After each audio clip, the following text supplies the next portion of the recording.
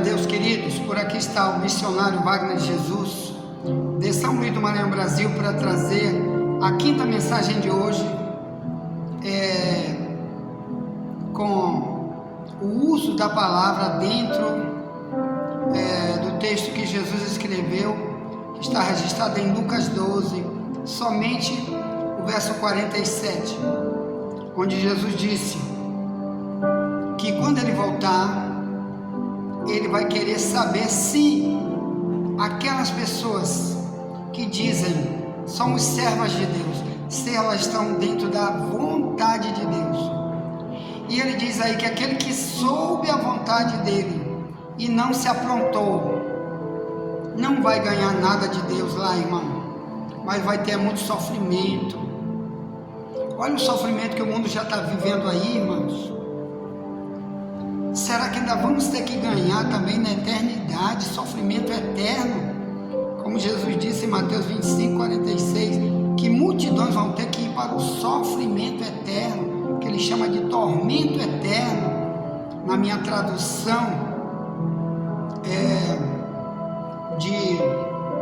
mas não vamos estudar isso agora não, tá?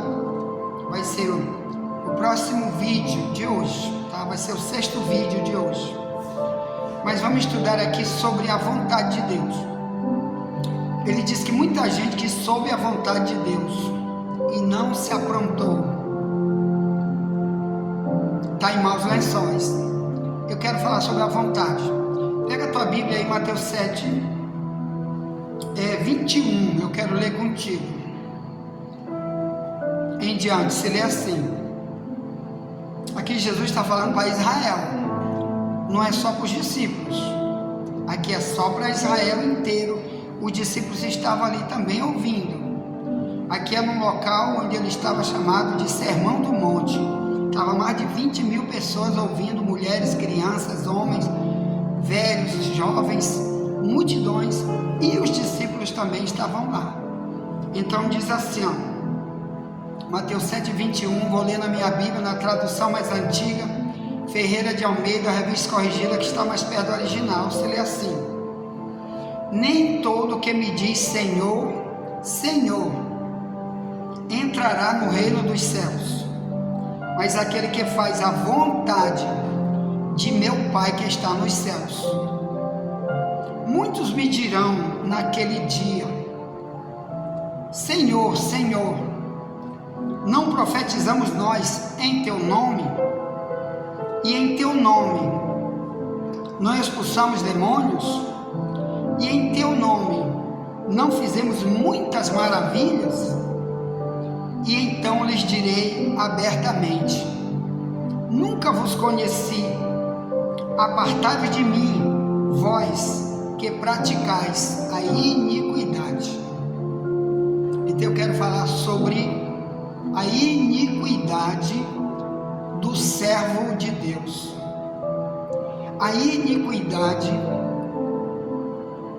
que muita gente por aí está dizendo: não, ele, Deus, não vai relevar porque ele é amoroso, ele é pai de todos. Primeiro que ele não é pai de todos, tá bom? Tem muito engano no meio daqueles que não conhecem a verdade, não estudaram a verdade, não tem base nenhuma na Bíblia, que estão pregando muitas mentiras por aí, dizendo Deus é pai de todos.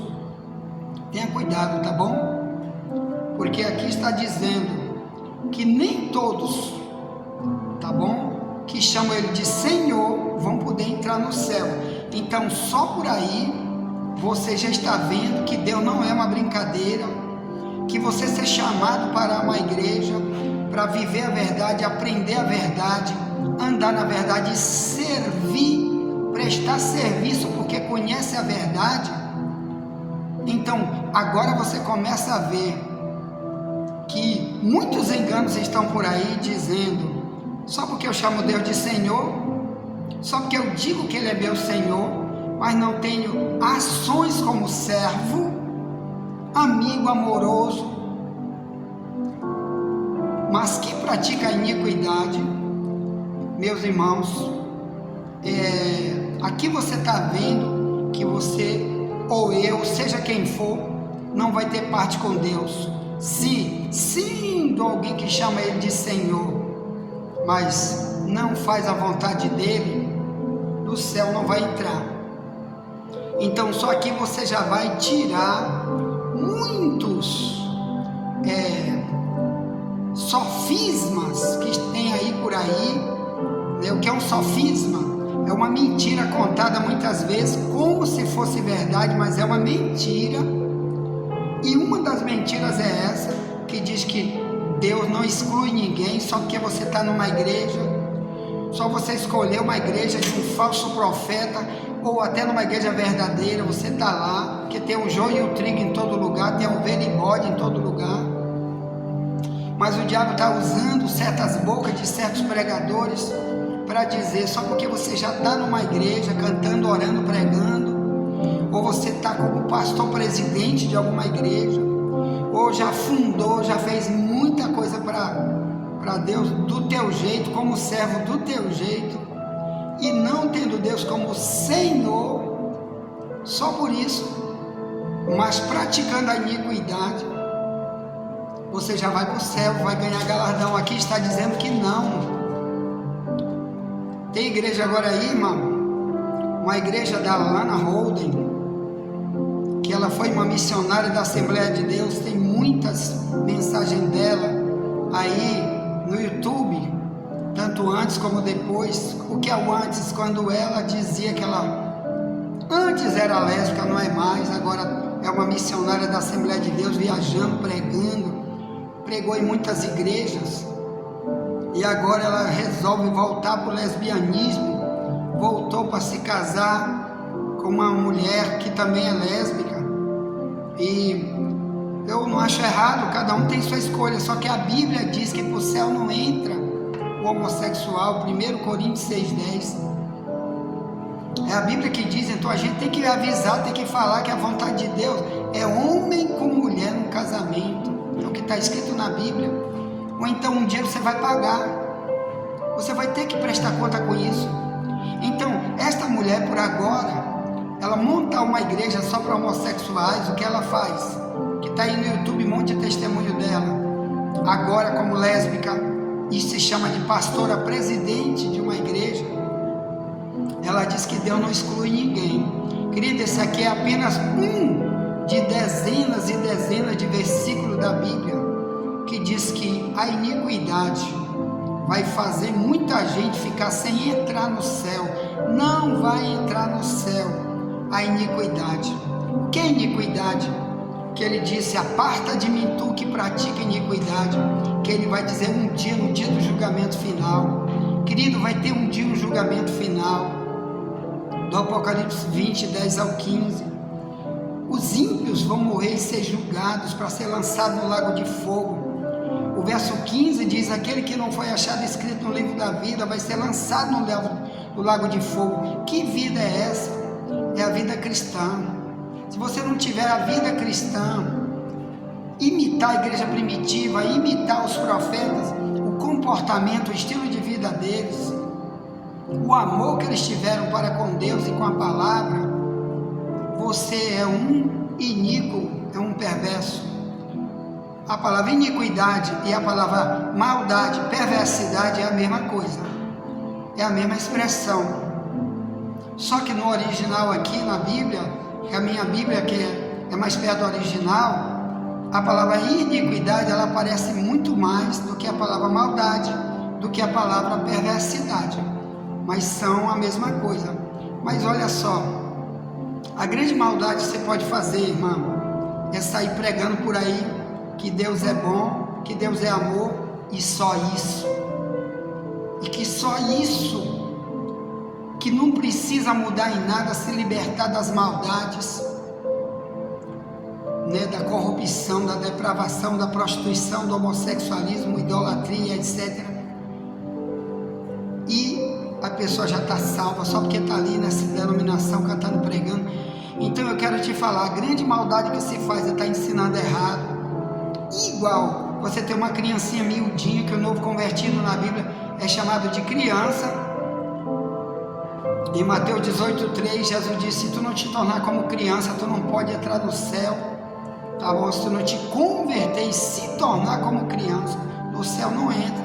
Mateus 18:3, Mateus 5:8 diz também: se teu coração não for puro, tu nunca vai ver Deus. Então são motivo de exclusão. Então é igual um pai ou uma mãe que dá um conselho errado, ou um pastor que dá um conselho errado, uma doutrina errada. É igual alguém que está carregando uma criancinha miudinha, que nasceu agora, como eu tenho uma netinha minha que nasceu agora, que está com 1 mês de vida. Então você põe ela aqui, ela é totalmente dependente de você. Se tu largar ela na mão, então tu der um veneno, ela bebe tranquilamente, ela não sabe nem o que é aquilo, entendeu? Assim estão multidões por aí, dando tanto ensino falso, cometendo as piores barbaridades, as piores abominações, ensinando mentiras. Você está sendo perverso. Aqui está falando de pessoas que Deus deu dons espirituais. Mateus 7, 21 ao 23. Deus deu dons, capacitou essas pessoas com dons espirituais, mas elas praticam a iniquidade. Uma delas é o ensino falso. Você está como se pega uma criança e dá veneno para ela comer, ela vai morrer, você vai matar ela espiritual. Muitas igrejas, irmãos, são sepulcros ambulantes, são iguais às religiões que estão lá fora, multidões ensinando mentiras a respeito de Deus. Muitas igrejas, irmãos, trazem pessoas lá igual criancinha, mas estão jogando veneno na boca delas, com heresia. Por isso tanta placa só surge todo o tempo por aí. Não estou falando daquelas que Deus realmente levanta, que quando estão pregando mentira, sempre Deus vai levantar remanescente, que a obra é dele, ele é que é o dono. Então, meu amado irmão, eu estou falando de pessoas que, por ensinar errado, dá conselho errado, mas tem dom espiritual. Eu profetizo, eu dou revelação, eu curo. Mas se tu for um promotor de mentiras na tua doutrina, não adiantou. Você é um perdido dando veneno para os outros, cometendo maldade com teus ensinos. E aqui diz que tu vai enfrentar o juiz como tu nunca imaginou que ele é. Aquele juiz lá de Tiago 2, no verso 13, que diz: o juízo de Deus será sem misericórdia para aquele que não usou de misericórdia, e a misericórdia triunfa sobre o juízo, quer dizer, do dia do julgamento de Deus. Irmão, que Jesus disse aqui, naquele dia, Mateus 7, 22 e 23, naquele dia, quer dizer, no dia do julgamento, ele vai dizer: você não teve misericórdia, porque você aprendeu errado, ensinou errado, levou multidões para o inferno, igual os fariseus faziam. De Mateus 23, 15, que Jesus dizia: ai de vocês, escribas e fariseus, hipócritas, porque vocês percorrem o mar e a terra para fazer alguém se converter à religião de vocês, e quando conseguem, fazem desta pessoa filho do inferno 2 vezes mais do que vocês, condutores cegos. Então, essas pessoas, irmão, iam sofrer muito, porque estavam levando a gente para o inferno, cauterizando mente. Por isso tem tanta gente, irmão, que você vai falar a verdade bíblica, eles não aceitam. Gente até de igrejas que oram, que cantam louvores, que dizem que tem pastores verdadeiros, e às vezes você vai dizer alguma coisa bíblica, ele diz: não, irmão, não é bem assim não, olha, e aí fica te refutando, te confrontando, porque lá ele foi tão cauterizado com um veneno, que ele chamou de ensino bíblico, mas é uma heresia, um veneno, e essa pessoa está envenenada e não sabe, como uma criança que está ali para ser cuidada por aquele que diz ser um adulto espiritual, mas está matando. Cuidado, meus irmãos, porque aqui diz, nem todo que diz Senhor, Senhor, Mateus 7:21, entrará no reino dos céus, mas aquele que faz a vontade de meu Pai que está nos céus. Então, qual é a vontade de Deus? Você já estudou conosco aí no primeiro vídeo que já está aí no YouTube, segundo, terceiro, quarto, já está aí, sobre a vontade de Deus, que é a santificação, né? Você tem que se santificar, aprender num lugar verdadeiro, onde tem um estudo sobre santidade.